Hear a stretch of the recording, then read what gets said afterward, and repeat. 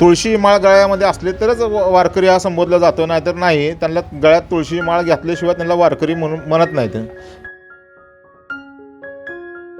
गोल माळा आहेत, कातीव माळा आणि चक्री माळा असे 3 माळाचे आयटम. आणि गुरुमणी सगळ्यात महत्त्वाचा गुरुमणी आहे. गुरुमणी ते सगळ्याच्या माळांच्या वर असतो. तो गुरुमणी असल्याशिवाय माळ तयार तर माळ म्हणले जात नाही त्याला.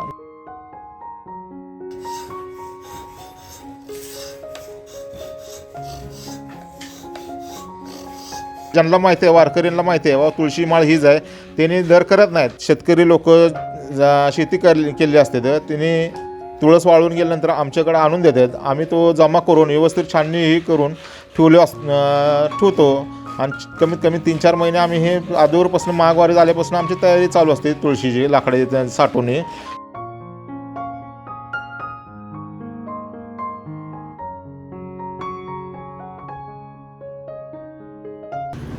वर्षातील आषाढी वारी ही सर्वात मोठी वारी मानली जाते आणि या वारीला लाखो वारकरी या पंढरपुरात येतात आणि येथील जे वारकरी आहेत ते या ठिकाणी तुळशीची माळ घेतात आणि या तुळशीच्या माळेला वारकरी संप्रदायात विशेष असं महत्त्व आहे. आणि पंढरपुरातील काशी कापडी समाज हा माळा बनवण्याचा व्यवसाय करतो आणि या व्यवसायात जवळपास 300 ते 400 कुटुंब या ठिकाणी काम करताना दिसतात. आपल्यासोबत हे बांधव आहेत. तर काय सांगाल सुरुवातीला या समाजाच्या इतिहासाबद्दल काय सांगाल?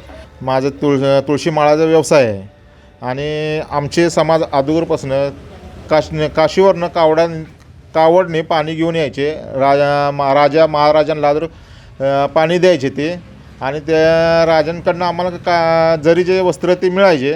ते मग आम्ही विकून उदरनिर्वाह आमचं चालायचे.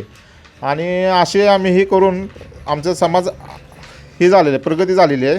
आणि आता पंढरपुरातलेच लोक आमचे तुळशी माळाचा व्यवसाय करतात. बाकी समाज ही बाहेर सोलापूर, पुणे, नगर, कल्याण किंवा नाशिक इकडे आमचे लोक जुने कपड्यांचे व्यवसाय त्यांचंही चालू आहे. पण आमचे पंढरपुरात आपले पांडुरंग असल्या कारणाने आम्ही तुळशी माळाचा व्यवसाय करतो. आम्ही जुने कपडे म्हणजे ते लोकांकडून कपडे घेणे आणि त्यांना भांडे देणे असं आमच्या आधीवरचे लोक करायचे. जुने कपड्यांचा व्यवसाय आता पण तो व्यवसाय काहीशा प्रमाणात हो आहे. पुण्यात आहे, काही नगरमध्ये आहेत, काही भागात अजून नाशिकमध्ये आहेत, सोलापूरमध्ये आहे, अजून चालतं अजून ते. आता या माळा बनवण्याच्या व्यवसायाकडे वळत असताना तर या तुळशीच्या माळांचं काय महत्त्व आहे? तुळशी माळ गळ्यामध्ये असले तरच वारकरी हा संबोधला जातो, नाहीतर नाही. त्यांना गळ्यात तुळशी माळ घातल्याशिवाय त्यांना वारकरी म्हणून म्हणत नाहीत. तुळशी माळच पाहिजे. आणि पांडुरंगाला प्रिय असल्या कारणाने तुळशी माळ घातली तरच पवित्र मानलं जातं.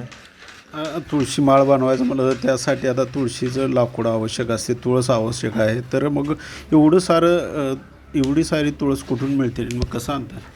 आम्ही ही तुळस पांडुरंगाला जी वाहते तुळस, शेतकरी लोक शेती केली असते तर तिने तुळस वाळून गेल्यानंतर आमच्याकडे आणून देतात. आम्ही तो जमा करून व्यवस्थित छाननी ही करून ठेवतो. आणि कमीत कमी 3-4 महिने आम्ही हे आधीवरपासून माघवारी झाल्यापासून आमची तयारी चालू असते तुळशीची लाकडे साठवून.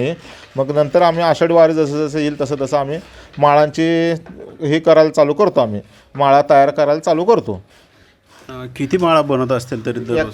एक कारागीर कमीत कमी 40 माळापर्यंत बनवतो. 40-30 दिवसात आपल्याकडे सकाळी बसतो 7 वाजता, संध्याकाळी 5 वाजेपर्यंत बसतो आणि 20-25 माळा तयार करतो. कोण जास्त माळा तयार करतो, जशी मागणी कोणाची व्यापारी जशी मागणी आहे त्या प्रकारे तो तयार करून माळा तिथे पोचतो करतो व्यापाऱ्यांना. पण काय माळाचे कोणकोणते प्रकार आहेत तरी? काय हे गोल माळा आहेत, कातीव माळा आणि चक्री माळा असे 3 माळाचे आयटम. आणि गुरुमणी सगळ्यात महत्त्वाचा गुरुमणी आहे. गुरुमणी ते सगळ्याच्या माळांच्या वर असतो. तो गुरुमणी असल्याशिवाय माळ तयार तर माळ म्हणले जात नाही. त्याला गुरुमणी पाहिजे. गुरुमणी महत्त्वाचा आहे. गुरु महत्त्वाचा माळाला. गुरुमणी ओळखायचा कसा? आता गुरुमणी महत्त्वाचा ठरतोय तर तो ओळखायचा कसा? असा हा गुरुमणी 3 रेषे असतात व्यवस्थित. आणि गुरुमणी असल्याशिवाय हा माळ तयार माळच नाही म्हणायचं त्याला. आणि आत्ता सध्या ज्याला बाजारपेठेत आहे त्यांना मणी लावले असते, डबल कातीव मणी आहेत त्यांना. आणि ती माळ पूर्ण तयार नाही म्हणजे ती माळच नाही म्हणायची त्याला. ओरिजिनल गुरु आहे, हासही गुरुमुनी असे असतात. हो. आणि ते चायना माळा जे दिसतात त्याच्यामध्ये आणि याच्यात काय फरक आहे? चायना माळांना होले मोठे असतात, ते बघून व्यवस्थित बघून घ्यावे. होले मोठे आहेत त्याला चायना माळांना. ते कारखान्याचं माल आहे, ते कंपनीकडनं कसं मागून घेतात, त्याच्यामुळे कारण आपल्याला ते माहीत नाही कुठल्या लाकडापासून तयार करतात ते माहीत नाही आपल्याला. आणि जास्तीत जास्त 20 रुपये 25 रुपयेपर्यंत विक्री करतात त्याची. आता चायना माळा या ठिकाणी आल्यामुळे तर आपल्या या व्यवसायावर काय परिणाम झाला? परिणाम तर तसं कसे आहे आता, थोडक्यात म्हणलं तर का मागणी ते चायना माळाची जरा कमी आहे, या तुळशी माळांची जरा जास्त आहे. ज्यांना माहिती आहे, वारकऱ्यांना माहिती आहे बाबा तुळशी माळ हीच आहे, त्यांनी दर करत नाहीत, तुळशी माळ घेऊन जातात. ज्यांना माहीत नाही त्यांनी ते चायना माळा घेऊन जाऊन घरी जातात त्यांनी घेऊन. आणि चायना माळांची एवढंच आहे की होल मोठे आहेत त्या चायना माळांचे. एवढं वारकऱ्यांना विनंती आहे की व्यवस्थित बघून घ्या, चायना माळा होल मोठे आहेत त्याचे. काय किती उलाढाल होत असेल यातून? ह्याच्यातनं होते ते व्यापाऱ्यांचे 20-25 हजार रुपयेपर्यंत उलाढाल होते, त्याच्या पुढे जातात. आपल्याला यात्रा करून सगळे 20-25 हजारपर्यंत राहतात आम्हाला. व्यापाऱ्यांचे सगळे पैसे देऊन हे करून ते तुळशी ज्यांच्याकडनं घेतात त्यांना पैसे देऊन आम्हाला 20-25 हजार रुपयेपर्यंत राहतात. काय वारकऱ्यांना काय आव्हान करा? हे माळा गुरुमनी असल्याशिवाय माळ खरेदी करू नका. गुरुमनी आहे का ती अगोदर चेक करा आणि माळ खरेदी करा, एवढंच तुम्हाला विनंती आहे. आपण जर पाहिलं तर हे बांधव गेल्या अनेक वर्षापासून पिढ्यानपिढ्या या ठिकाणी या तुळशीच्या माळा बनवण्याचं काम करत आहेत. परंतु बाजारामध्ये आता चायना माळा आल्यामुळे या बांधवांच्या जो उदरनिर्वाह माळावर चालतो त्यावर देखील परिणाम झालेला आहे. परंतु त्यातूनही अडचणीला सामोरे जात हे बांधव आता या ठिकाणी या व्यवसायात उभा राहताना आपल्याला पाहायला मिळतात. राईट अँगल न्यूजसाठी अशोक कांबळे, पंढरपूर.